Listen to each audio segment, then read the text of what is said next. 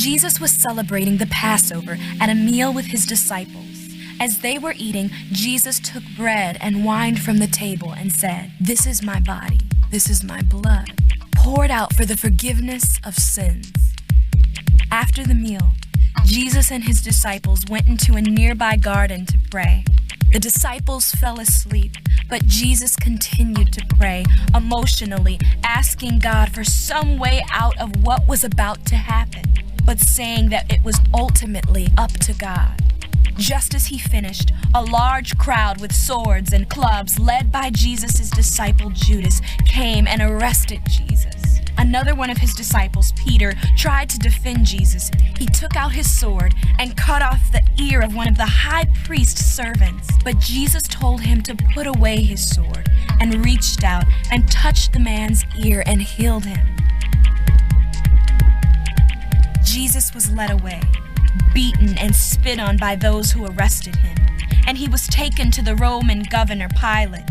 Pilate told the crowd that he could find no real charges to bring against Jesus. But the crowd screamed out, "Crucify him," demanding that Jesus be executed. So Pilate handed Jesus over to be killed. When Judas saw that Jesus was going to be killed, he was filled with regret and sadness for betraying him. So he went back to the Jewish leaders, gave them their bribe money, and went out into a field and hanged himself.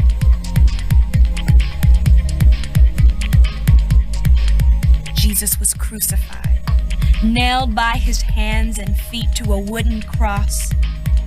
Then, even though it was only noon, the sun stopped shining, and darkness came over the whole land.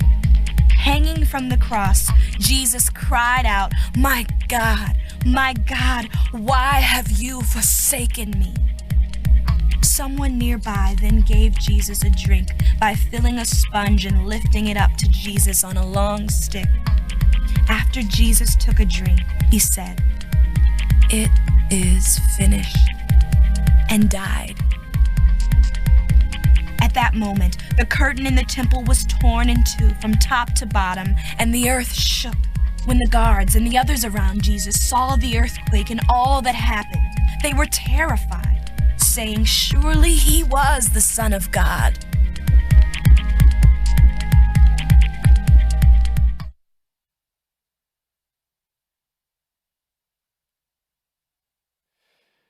Page 367.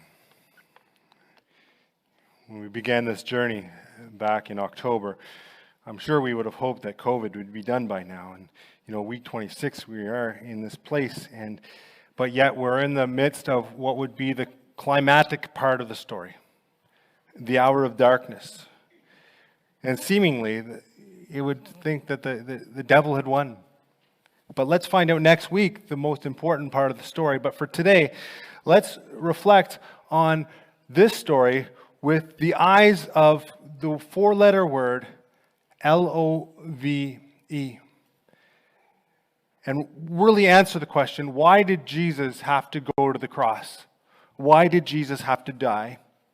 Page 367, or if you're reading from your Bibles, John chapter 13.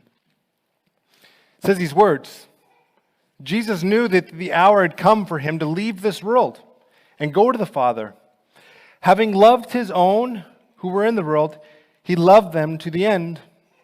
The evening meal was in progress, and the devil had already prompted Judas, the son of Simon Iscariot, to betray Jesus. Jesus knew that the Father had put all things under his power, and that he had come from God and was returning to God. So he got up for the meal, took off his outer clothing, and wrapped a towel around his waist. After that, he poured water into a basin and began to wash his disciples' feet, drying them with a towel that was wrapped around him. Jesus, on his last night, showed the greatest love of all. From the beginning conversations of the story, all the way back to the time of Abraham and Moses, it's been an important feature for God to repeat Deuteronomy chapter 6. And even Jesus says these words, to love the Lord your God with all of your heart, soul, mind, and strength. And the greatest thing of all of it is to love. And for us as a church, growing community by loving, following, and sharing Jesus, it all starts with love. Mother's Day, and the reason for Mother's Day is because mothers have loved us repeatedly for the 365 days of the calendar year. And this is our one moment of the year to reply to my mom or to your mom and say, we love you back. Now, my hope is that this isn't the only day of the year that you've actually said, hey, love you, Mom. My hope is that this is just a culmination of the 365 days of returning to your mom, the love that she has for you. And so my conversation starter today is to say, well, okay, if that's the case with my mom, how is it with God? But, as a human being, we really struggle with the idea of loving a supreme being. And really collecting all of the blessings that we have and writing them down or thinking them through in our minds and saying, man, I love you, God, for doing those things in my life. Like even now, like Krista and Brock are thinking, God, I love you for Mariah, right? And same thing with Sarah and Kurum. I love you for Johanna. Like, those are just important parts of our life to express this love back to a God. But as human beings, we really struggle with that. And then even Jesus in the book of Matthew responds with the idea of saying, the most important commandment is this, to love the Lord your God with all your heart, soul, and mind. And what's interesting about when he says these words, love the Lord your God with all your heart, soul, and mind, Matthew stops there. Mark and Luke actually continue to repeat Deuteronomy chapter 6, love the Lord your God with all your heart, soul, mind, and strength. But Matthew scratches out strength. You can look it up. It's very interesting. And the thing is, Matthew's writing to a Jewish population that has been working really hard, religiously hard, to love God with all their heart, soul, mind, and especially strength. And that's where religion comes in. Religion comes in is that we really, we have to do it. We like, it almost becomes like it's something that, not that I want to do, it's something I have to do. And I have to use all of my strength to do it. And Jesus is like, no, I need you to first love your Lord, your God with all your heart, soul, mind, and then the strength will come. Interesting enough, a passage in Deuteronomy, or not in Deuteronomy, in the Old Testament, the prophet, and I'm not sure, remember what prophet it was, it's just coming to my mind now, he actually takes out mind and strength. He says, if you start loving the Lord your God with your heart and soul, everything else will follow. To my mom, I'm really thankful for you. To the love that you've expressed to me, and I know you're watching online right now, I love you, right? Those words sometimes aren't easy for us to say. And to my kids, I find it really easy to say. Sometimes when I'm loving upwards, I find it a little bit more difficult. But loving lower, downwards, in a way, to my kids, every night when I tuck them in, I make sure I pray a blessing on them. And Brock and Krista and Sarah and Karom have some 30 ways for them to bless their children. I bless my children every night, and I say, I love you. And I always, especially when they're little kids, and, my 16-year-old son really struggles with the fact that I'm still, as a dad, tucking him in at night and saying, I love you. But I really want to do that. And I always did this thing as a kid, and they'll remember this. They say, kids, how much do I love you? And they said, and I reach in my arms like this, and I'm a pretty big guy. I said, I love you more than this. But then I look up, and I recognize that that's the same show of physical love that Jesus showed me. I love you this much, that I would give up everything for you. Which leads to the question, why did Jesus die? Why is this conversation around the hour of darkness, around the death and resurrection of Jesus Christ? Why did Jesus die is one of the most common questions. Why did Jesus have to go to the cross? And here it is. And as parents, you'll understand this. You will love your kids immensely, and sometimes they won't respond back with the same love and gratitude, right? But unless you do something that is just so drastic and so amazing for them to fully recognize it. The death of Jesus was that. A little girl named Liz was suffering from a rare and a serious disease. Her only chance of recovery appeared to be a blood transfusion from her 5-year-old brother, who had miraculously survived the same disease and had developed the antibodies needed. So the doctor explained the situation to this little boy, and he says if he was willing to give his blood to this sister, he insisted for only a moment before taking a deep breath and saying, the boy says these words, "Yes, I'll do it to save my sister." As the transfusion progressed, he laid in the bed next to his sister and smiled, as they all did, seeing the color returning to her cheeks. Then his face grew pale and his smile faded. He looked up at the doctor and asked with a trembling voice, "Will I start to die right away?" The little boy had misunderstood the doctor. He thought he was going to have to give his sister all of his blood in order to save her. This boy loved his sister so much that he was willing to die instead of her, as her substitute. This story, although possibly fictional, is simply an illustration of what loving substitution means. John 3:16, "For God so loved the world that he gave his one and only Son to die for us, to show his love." And all he wants in return is, he says these words in the Ten Commandments. He says, "You shall love, not make yourself an image in any form of anything in heaven above or on earth beneath or in the waters below.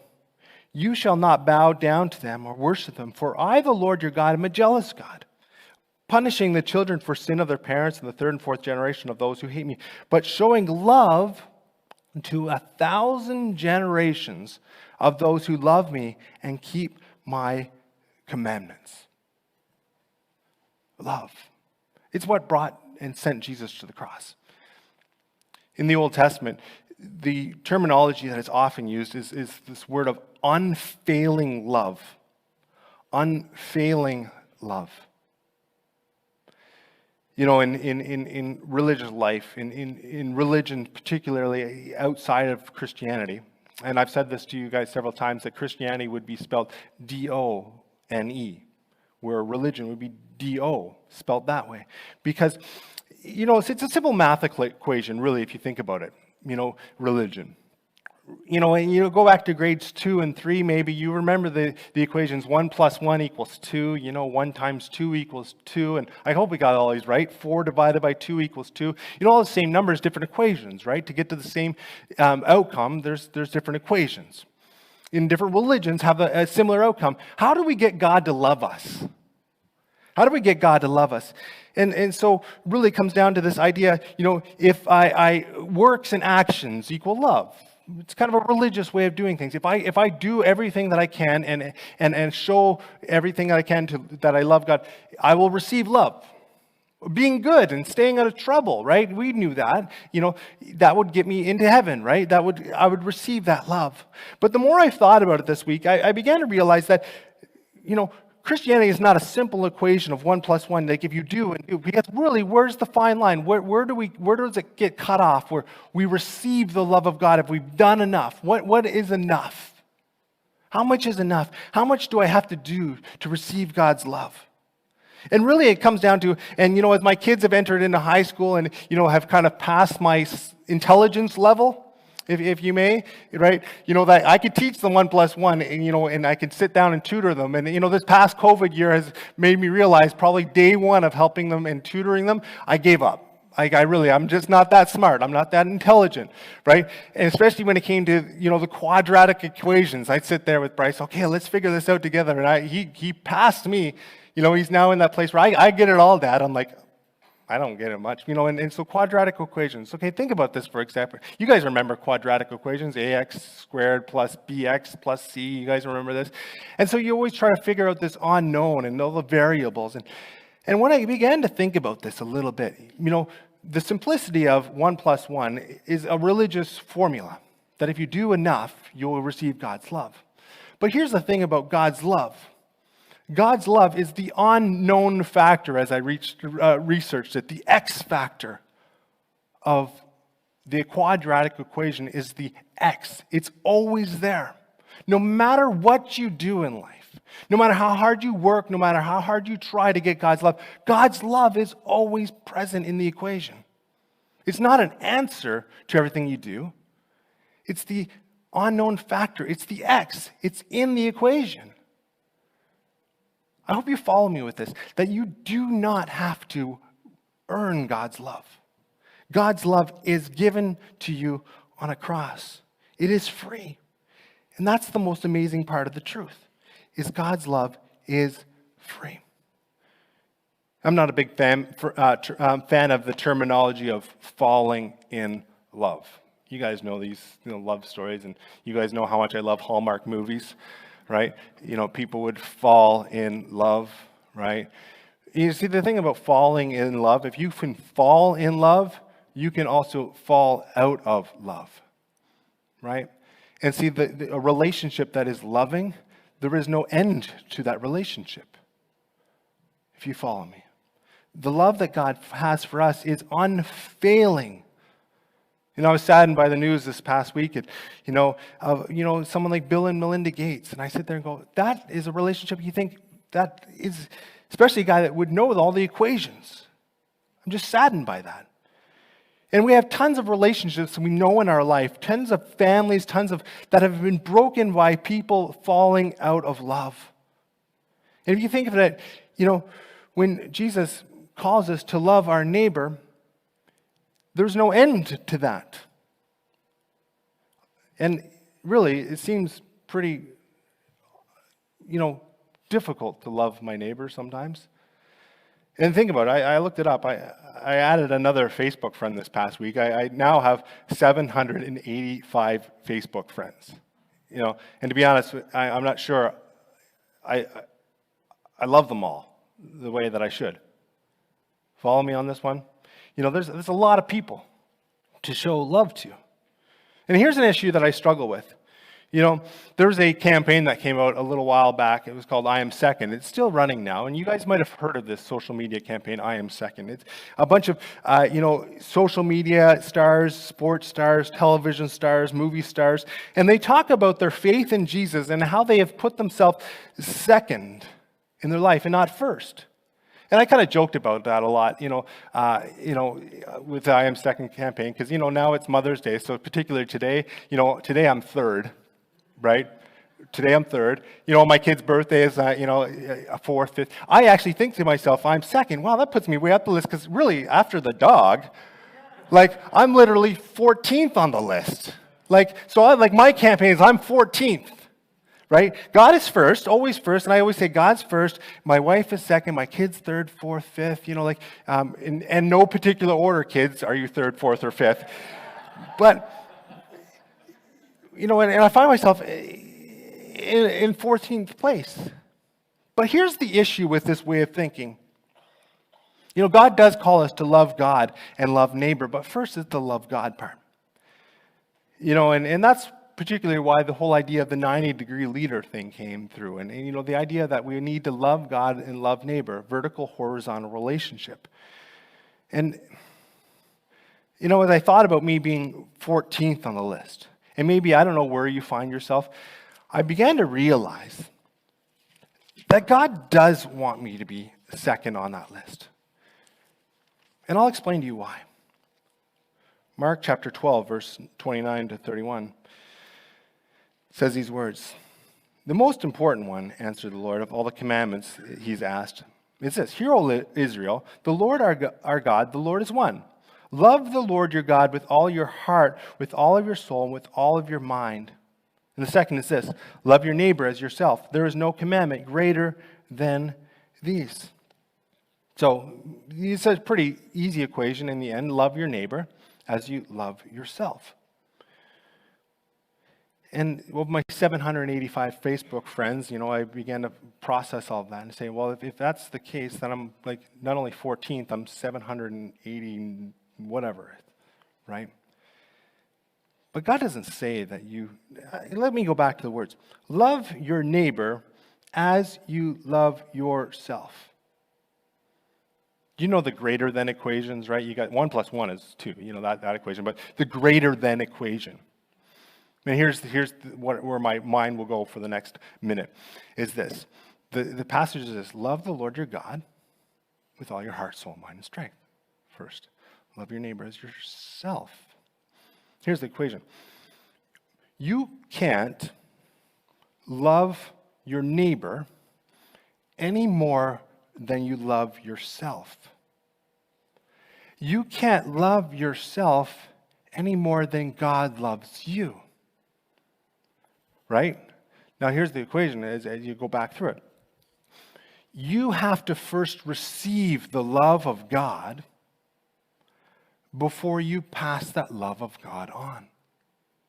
The factor that we miss in all of this, and the reason I moved from 787th or whatever on the list of people to second on the list, is I cannot love those 800 people more than I love myself, and I cannot love myself more than God loves me.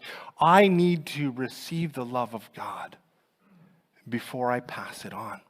And I need to, Jesus says, love your neighbor as you love yourself. You cannot love your neighbor more than you love yourself, which is the love that is poured out for you on the cross. We cannot love those around us more than we love ourselves. And to love ourselves, we need to accept the love of the Son. And everything flows from there. As a parent, as a husband, as a son, as a friend, as a coworker, as a neighbor, as someone waiting in line at the grocery store. But really, it is hard to love. But the more we receive the love of the Father, the more we can love. And more we can choose to love. And for me, I am both a lovable guy, but at times, I'm unlovable. I have unlovable tendencies in me. And there are things that I've done in people's lives that have created this I don't love you anymore type of, I don't even like you, Brian, right? People, have, because of these things that I've done in my life. And here's the unique thing about my relationship, first of all, with my wife and kids, that there's this unfailing love there. That no matter what I do, the unlovable tendencies that I have, my wife will continue to love me, which is extended into the unlovable things I do as a human being. My God will still love me, no matter what. And we are all like that. That is a part of who we are. It's our sinful nature. But I choose to love people because He continues to pour out His love for me. In the end, He chooses to love me. And do you hear that word? He chooses to love me. He chose to go to the cross for me. The word unfailing love comes from a Hebrew word called hesed. And this word, translated into English in the Old Testament, is the word we get for unfailing love. It actually appears 248 times translated unfailing love. 248 times God had to remind the Israelites through the Old Testament that I have an unfailing or an abounding or a great love for you. And my love endures forever. Another 200 times it's translated different ways, but the idea is His love endures forever. Give thanks to the Lord, for He is good. His love endures forever. How many times is it repeated? 440 times it's repeated in the Old Testament. My love endures forever. But again, I'm not a lovable person. Yet He chooses to love me. And His love is the fuel to everything I do. And it identifies me not only as a Christian, but it identifies me as a follower of Jesus. 1 Thessalonians 4:12 points to the idea that the love that I have for everybody else, because of the love that the Father has for me, identifies me as His follower. But not everybody is easy to love, right? I'm not easy to love. Again, I've already identified the fact that I'm an unlovable person, I have unlovable tendencies. But here's the thing. God chose to love me through that. And as human beings, no matter the unlovable factors that people around us have that make it easy for us not to love them, we need to be like the Father and choose to love them. I've been asked in my life, man, how do you put up with that person? Or how do you still... And my answer to this, and I think our answers to everybody that we have a difficult time, we call them EGR, extra grace required. Right? We need to choose to love them. And choice is is the human factor in it all. We need to choose. We need to choose. 1 John chapter 3, verse 16. What is the identifying feature of it all? Love. This is how we know what love is. The question, what is love? This is how we know what love is. Jesus Christ laid down his life for us, and we ought to lay down our lives for our brothers. He chose to love us, so we need to choose to love others. To my mom, I can't thank you enough for displaying your enduring love for me. That way I can show my kids the unfailing love I have for them. And in doing so, I reflect the Father's love to them like you did for me. To all moms, thank you for doing this. Thank you for loving us as children when we were unlovable. Because we know as kids we're unlovable at times, right? To all those who feel unloved, I want to remind you of the quadratic equation that I was talking about earlier. Religion is such that I got to do, and we never get to that place where we feel loved. The quadratic equation is this: no matter what numbers, no matter what you do, no matter what the inputs are, whatever A, B, C are, X always exists. The unknown factor is this, that God's love is always there. Just accept it. So how do you do that? I'll tell you how I do it. I need to remind myself daily that there was a God that loved me first, that has sent his Son to die for my sins. And in doing so, before I begin to love others, before I begin to love my wife, my children, I need to first accept the love of the Father. I need to first accept that he is first love. What is the definition of love? The definition of love is this: his name is God. God is the originator of love. God is where the love equation starts and where it finishes. So for me, I really try hard to, when I wake up in the morning, get into the kitchen and show some love to my wife by making her breakfast as many mornings of the week I can to show love to her. I say these words: "Hey Siri, can you play some worship music for me?"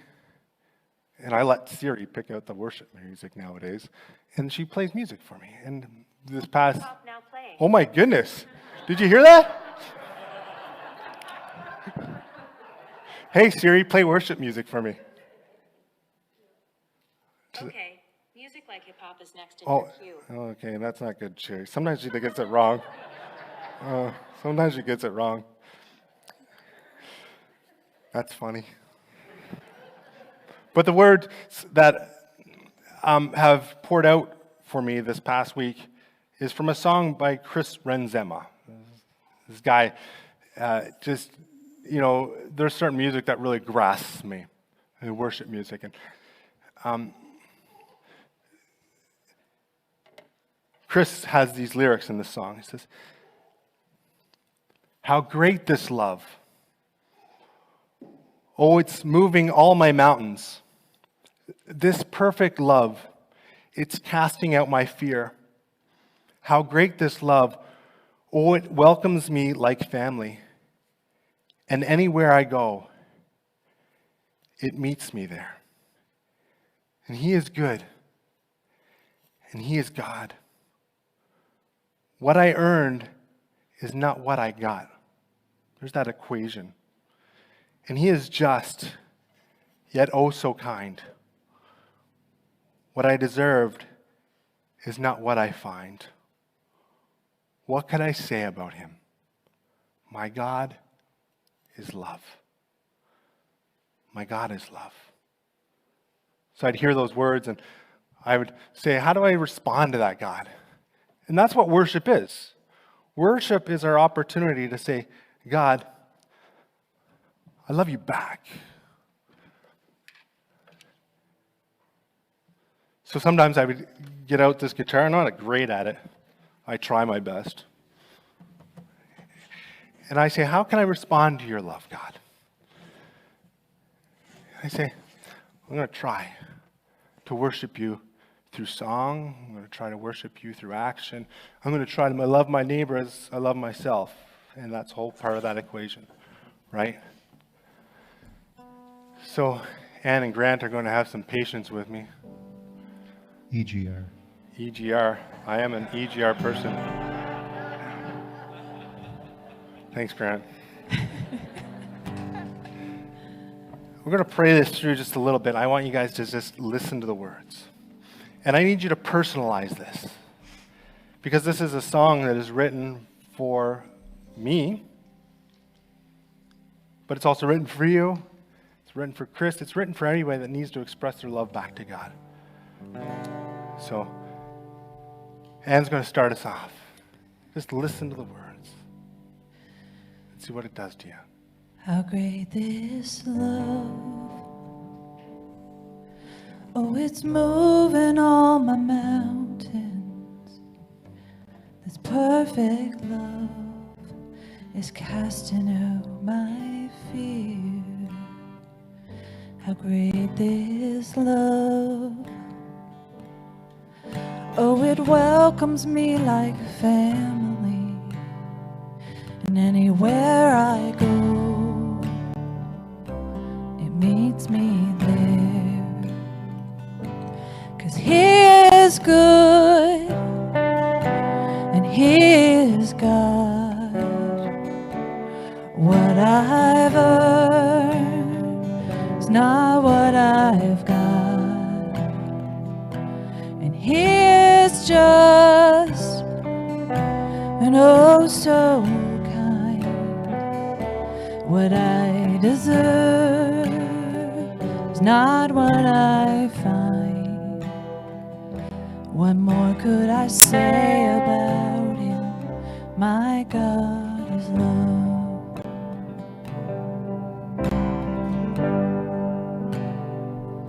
How great this love. Oh, it's faithful through my failures. This trusted love is with me to the end. How great this love. Oh, it's closer than a brother. This is love. He died so I could live. For He is good, and He is God. What I've earned is not what I've got. And He is just, yet oh so kind. What I deserve is not what I find. What more could I say about Him? My God is love.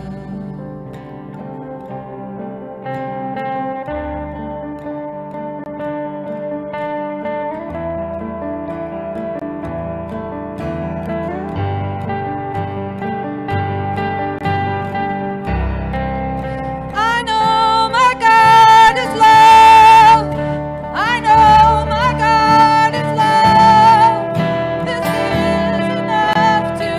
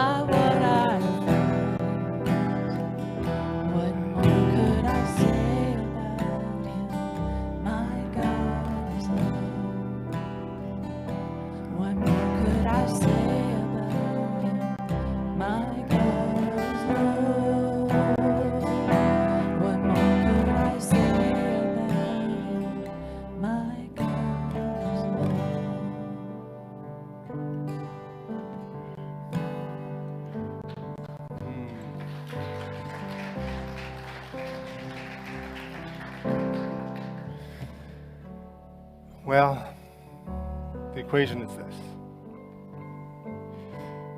It's Mother's Day, and our goal is to love our mothers today. But you cannot love your mother more than she loves you. It's impossible for me to love my mom more than she loves me because it's an unfailing love. But that equation also goes to, she can't love me more than she receives the love of the Father who has an unfailing love. So go from this place and receive the love of the Father and use that love to love your mother. Father, as we go from this place, thank you for mothers who reflect the love of the Father, reflect the love of Jesus, who showed love to us through the cross. And help us to receive that love and love, follow, and share you from this place on. And may you bless everyone that goes from this place. Bless all mothers, all mothering figures, all those that just are female influences in our lives. Bless them today. May they feel your love and receive it today. In Jesus' name we pray. And as you go from this place, I just ask you, the COVID strain is around. So Brock and Krista, Sarah and Kurum will be outside. They'll leave first, if as they go, we can't trap them in here. And then you guys can follow after. I'm just asking that everybody just please move from this place in a social distancing manner. And if you want to greet them and say hi, do so outside. So thanks for being here, and happy Mother's Day. 'Cause he is good and he